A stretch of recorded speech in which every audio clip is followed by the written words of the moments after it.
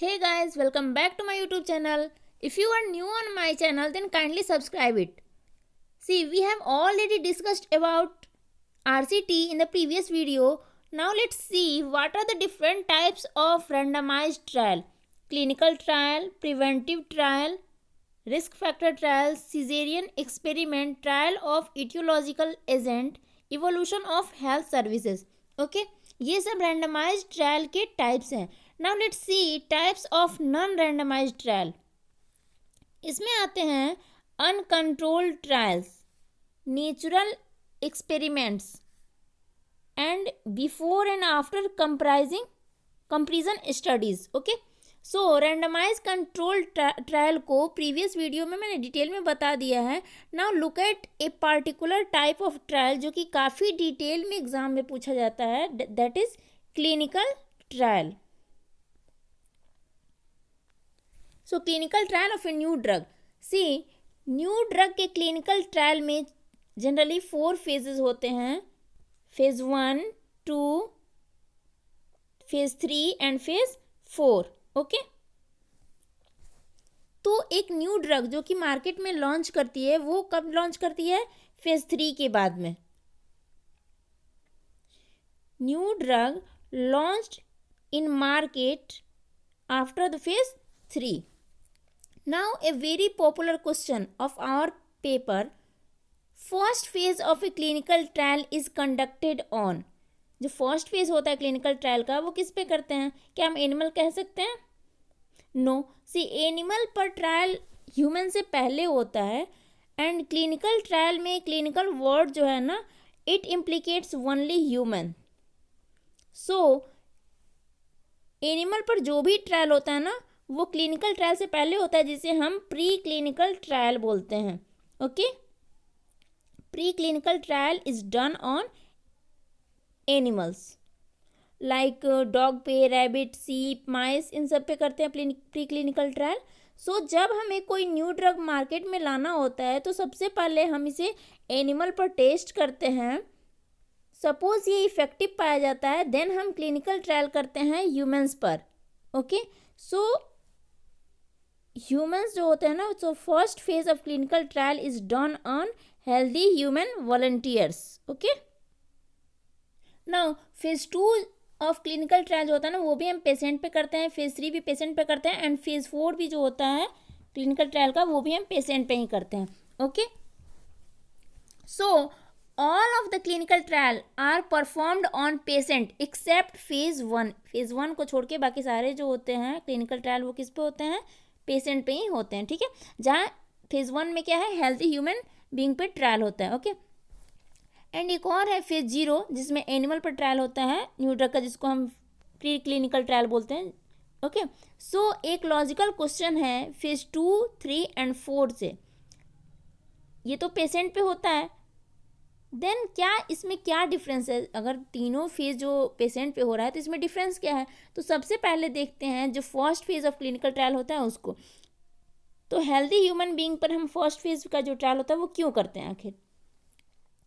क्योंकि इससे ड्रग की safety and done for safety and non toxicity, drug की सेफ्टी एंड नॉन टॉक्सिसिटी को इवेल्युएट किया जाता है. ओके, सो इफ़ आपका कोई ड्रग एनिमल में फीवर रिड्यूस करता है, देन उसके बाद उस ड्रग को हम हेल्दी ह्यूमन वॉलंटियर को देते हैं, where we test whether it is safe और एंड नॉन टॉक्सिक.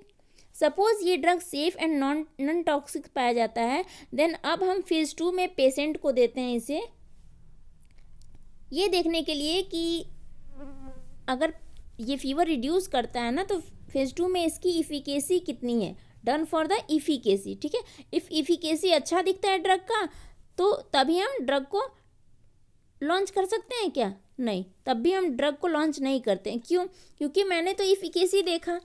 मैंने प्रीवियस वीडियो में भी आपको बताया कि न्यू ड्रग को तब तक सेल नहीं होता है न्यू ड्रग जब तक मार्केट की एग्जिस्टिंग ड्रग से बेटर नहीं हो. ठीक है, तो इसलिए फेज 3 में भी फिर से हम पेशेंट पे ओल्डर ड्रग के साथ में जो एग्जिस्टिंग ड्रग होता है ना उसके साथ कंपेरिजन करते हैं उस न्यू ड्रग का. ओके। इफिकेसी सेकेंड फेज में चेक होता है एंड थर्ड फेज में कंपेरिजन करते हैं हम एग्जिस्टिंग ड्रग के साथ में, ताकि पता चले कि जो न्यू ड्रग है वो ज़्यादा इफिकेसी है या नहीं है पुराने ड्रग से। ओके, मीन्स पुराने ड्रग से बेटर है या नहीं है, ठीक है। देन अगर बेटर है, न्यू ड्रग जो है वो एग्जिस्टिंग ड्रग से बेटर आता है, then I definitely launch this drug in the market. Okay, people will purchase this new drug and doctor will also prescribe it। okay, अब आई थिंक कंसेप्ट क्लियर हो गया होगा आप लोगों का। नाउ इफ ड्रग सेल हो रहा है मार्केट में, पीपुल भी परचेज भी कर रहे हैं, देन एक और लॉजिकल क्वेश्चन है कि जब फेज 3 के बाद हमने ड्रग को लॉन्च किया, पीपुल परचेज कर रहे हैं, सब कुछ हो गया, तो फिर फेज 4 का क्या मतलब है।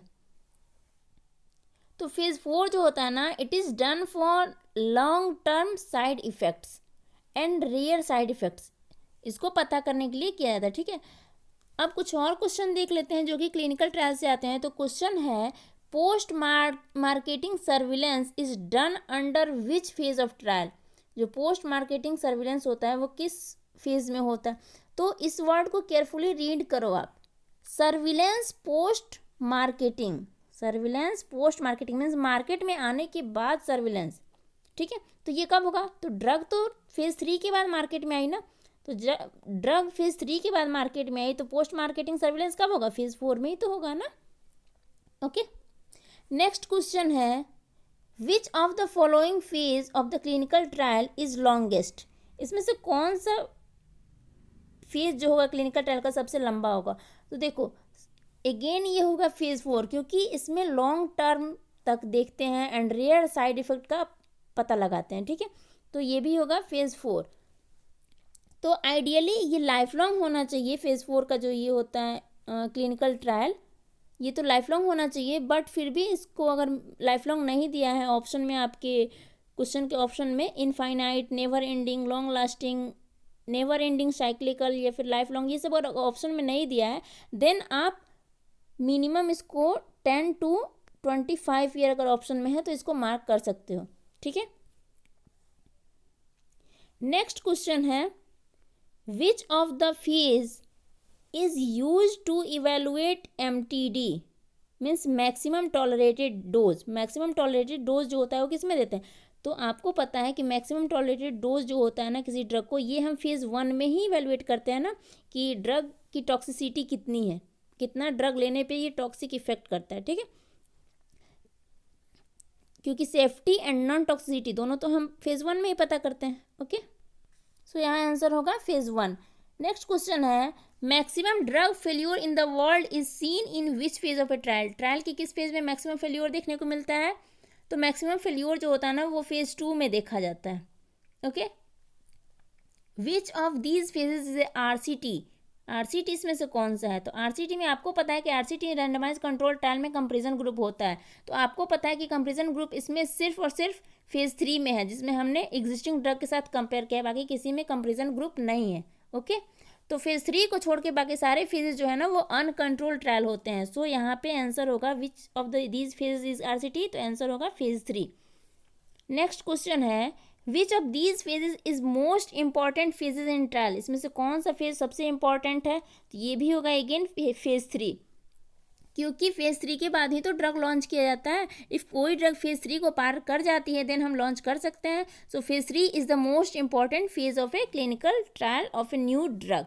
ओके, अब देखते हैं रिसेंट चेंजेस जो कि क्लिनिकल ट्रायल के डिज़ाइन में हुआ है। अब इसमें भी फेज 0 को इंट्रोड्यूस किया गया है। ओके, और ये फेज 0 जो होता है इसमें भी हेल्दी ह्यूमन वॉलंटियर्स ही होते हैं, ठीक है, यूनिट ऑफ स्टडी। तो अब आप सोच रहे होंगे कि जब फेज़ 1 में हम हेल्दी ह्यूमन वॉलंटियर्स पे कर ही रहे हैं तो फिर हमें फेज़ 0 का क्या मतलब, लेने का क्या मतलब।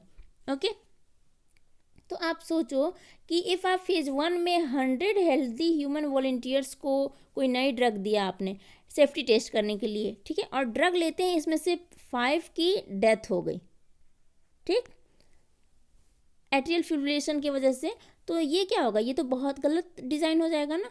एंड क्योंकि आपने अपने एक न्यू ड्रग को टेस्ट करने के लिए 5 हेल्दी लोगों की डेथ कर दी, तो इससे बेटर एडवाइस क्या होगा कि आप 100 हेल्दी वॉलंटियर की जगह फेज 0 में 1, 2 या मतलब एक small number of healthy human volunteer पे ही अपना जो फार्मेकोकाइनेटिक्स या ड्रग का जो फार्मेकोडायनेमिक्स है वो आप स्टडी कर लो क्या।